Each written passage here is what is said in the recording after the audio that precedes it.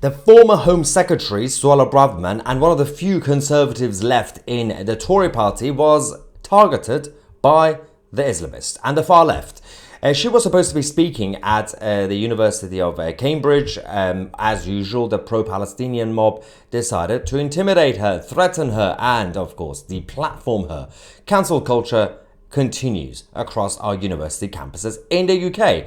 Let's go to this story. Suella posted herself this story from the Telegraph. I was due to speak at the Cambridge University today. Sadly, the event was cancelled because of militant pro-Palestinian protesters and the security risks that they pose to attendees and me.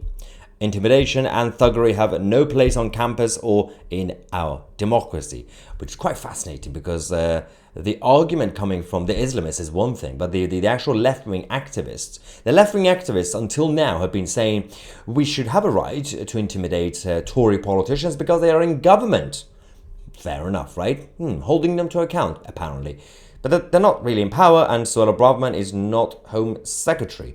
But the Islamist side, their argument is very different. They say violence. They don't care if you're in government or not, if you're Suella Braverman or Tousi or Douglas Murray. They will come for you. So at least there's consistency when it comes to the Islamist side. Anyway, the Cambridge for Palestine, the campaign group, called on the supporters to no platform the far right, claiming that Suella's hyper-authoritarian populist policies on migration, policing and protests represented everything that we stand against, apparently. They said she's showing up to a platform created by the Conservative Association at the University of Cambridge, and we will embarrass her with numbers. Bring your flags, your friends, and your anti-fascist energy. Sorry. Anti-fascist energy. I love that. I would like to have an anti-fascist energy. What is it exactly? Do you have to drink 3 Red Bulls or something? But the issue with this is that they're going around calling her far right?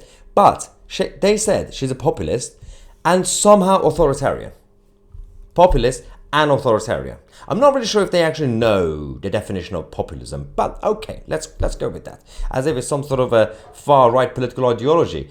But populism is a strategy that could be done by the left and the right. It could be a left-wing populist or right-wing populist. Anyway, she was also speaking to Nigel Farage, the leader of Reform UK, on this issue. Let's quickly go to that video. I can handle the rough and tumble of politics. A few protesters don't faze me. Indeed, Nigel, you and I, we nearly got arrested, didn't we, in Brussels earlier this year because of some overzealous police officers. So we've been there, we've done it. So I wasn't actually concerned.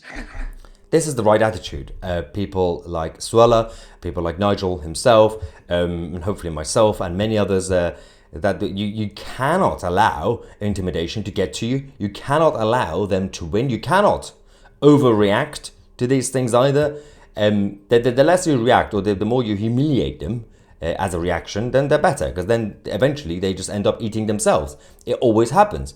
Create division inside the left and see what happens. Just then get your popcorn, sit back and enjoy the show.